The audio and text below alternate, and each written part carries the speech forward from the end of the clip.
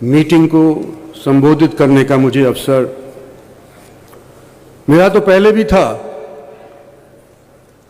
तो बराला साहब हमारे प्रधान हुआ करते थे, लेकिन उस अवसर का मैंने खुद ब खुद फायदा नहीं उठाया, क्योंकि मैं यूं समझता था कि भारतीय जनता पार्टी में नया नया आया हूं, पहले तौर तरीके सीख लूं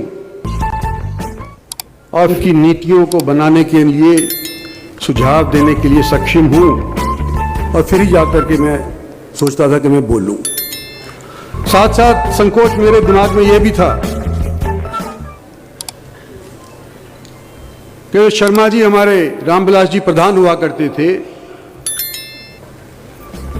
और मैं भारतीय जनता पार्टी के अंदर शामिल हुआ था, तो शायद हरियाणा के नेतृत्व से मुझे भारतीय जनता पार्टी में शामिल करने से पहले सलाह मशवरा हरियाणा के भारतीय नेतृत्व से नहीं किया गया, तो संकोच था मेरा थोड़ा, और इतनी बड़ी कभी मीटिंग भी नहीं हुई थी। आज 8 साल का रंगा हुआ भारतीय जनता पार्टी का सदस्य होने के नाते आप लोगों से को संबोधित करने का मैं साहस कर रहा हूं। उस चीज को मैं नहीं दोहराऊंगा, लेकिन इतिहास रचा है। पिछले 7-8 साल के अंदर हिंदुस्तान के अंदर इतिहास रचा गया है। सबसे पहले तो ये कि एक व्यक्ति ने भारतीय जनता पार्टी को पूरी मेजॉरिटी दिलवा करके सत्तासीन किया, और सिर्फ भारतीय जनता पार्टी को सत्तासीन नहीं किया, मेजॉरिटी के साथ किया। कांग्रेस की सरकारें होती आती थी सत्तासीन, दोबारा से जब वो सत्तासीन होने की सोचा करती थी,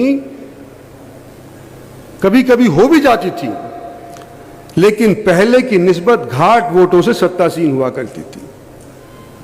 रिकॉर्ड क्या हुआ कि पहले मेजॉरिटी आई, और दूसरी बार जब सन 19 के अंदर चुनाव दोबारा से हुआ, तो नरेंद्र भाई मोदी को देश ने पहले की निस्बत अव्वल वोटों से जिता करके भेज दिया। ये रिकॉर्ड रहा है, इतिहास है, आप जानते हैं। और बड़ी भारी रफ्तार से हमारी सरकार की तरफ से डेवलपमेंट देश के अंदर होने लग रही थी। मैं 2-4 चीजों का जिक्र करना चाहता हूं, हो सकता है मेरे से पहले बोलने वाले उसका जिक्र कर चुके हैं, लेकिन लंबा इसलिए मैं नहीं कहूँगा। सबसे पहले तो आर्टिकल 370 जो कश्मीर को 2 झंडे 2 सरकारें दिया करता था, किसी का साहस नहीं बना। नरेंद्र भाई मोदी की सरकार ने 370 आर्टिकल हटा करके कश्मीर को हमेशा के लिए हिंदुस्तान का हिस्सा बना दिया।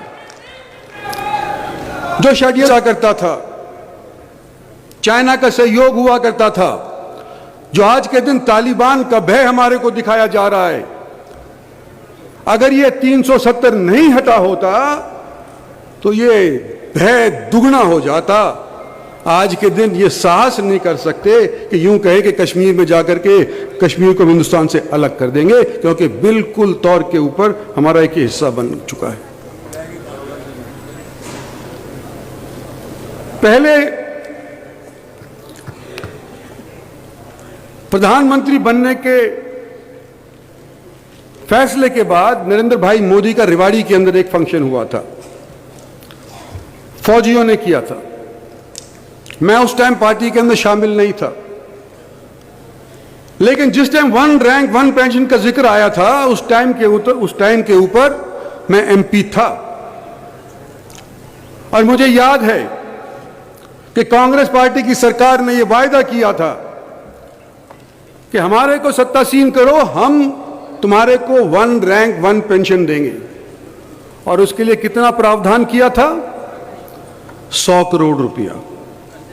मतलब उंगली काट करके शहीद होने का जो कांग्रेस पार्टी का प्रयास था, वो भारतीय जनता पार्टी ने निरस्त किया, और पहले अनाउंसमेंट को पूरा करने के अंदर नरेंद्र मोदी की सरकार ने 8,500 करोड़ रुपया पहले साल के अंदर खर्च किया, जब 1 रैंक 1 पेंशन दी।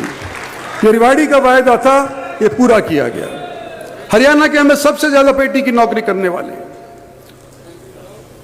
राजस्थान से भी ज्यादा, हिमाचल से भी ज्यादा, और सबसे बड़ा तोहफा हमारे इन पेटी की नौकरी करने वाले के कुटुंबों को हमारी मोदी सरकार ने दिया। ट्रिपल तलाक। हमारे यहां मेवात से भी लोग आए हुए हैं, मेरे को नजर आ रहे हैं। कोई सोच सकता था कि ट्रिपल तलाक को रद्द कर दिया जाएगा? इतना दबाव हुआ करता था, महिलाओं की जुबान नहीं खुला करती थी, खासतौर पे इस मजहब से जो ताल्लुक रखती थी वो बोल नहीं सकती थी। आज के दिन ट्रिपल तलाक का मुस्लिम महिलाओं के ऊपर जो तलवार लटकी हुई थी वो एकदम से समाप्त करी है, तो हमारी मोदी सरकार ने समाप्त करी है। और क्योंकि मैं डिफेंस मंत्रालय में रह चुका हूं, मैं ये कहना चाहता हूं, 1857 से भारत आजादी की लड़ाई हुई, सन 47 के अंदर आजादी मिल गई। उससे पहले पहला विश्व युद्ध हुआ, अनेक सैनिक हमारे देश के अंदर तो छोड़ो बाहर जाकर के मारे गए। दूसरा विश्व युद्ध हुआ और मारे गए। 62 का लड़ाई हुई, 65 की लड़ाई हुई, 71 की लड़ाई हुई, कारगिल हुआ।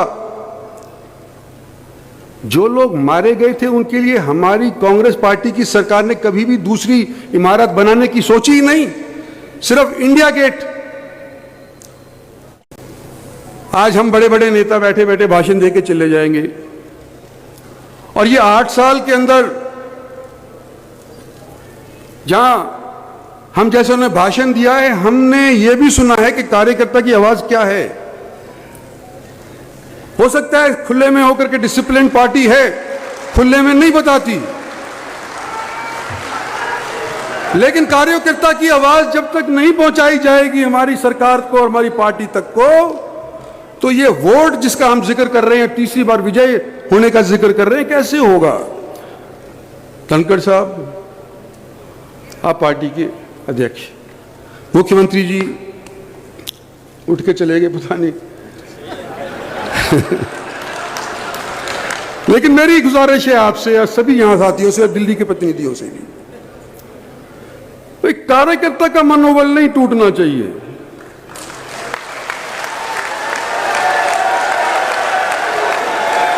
अगर कार्यकर्ता का मनोबल टूट गया तो हमारी रीढ़ की हड्डी टूट जाती है। और हम काम करें, जिले के अंदर करें, क्या अफसरों के माध्यम से करेंगे? जिन लोगों ने सारी जिंदगी लगा दी भारतीय जनता पार्टी को पनपाने की, उनकी सुनी ना जाए और अफसरशाही की सुनी जाए, तो ये कितने दिन चलेगा? हमारे को तो पार्टी वाले वो नहीं पन पाया है, पार्टी का ही नेता हमारा प्रधानमंत्री बना है। और मेरा तो गुजारिश यही है कि अगर कभी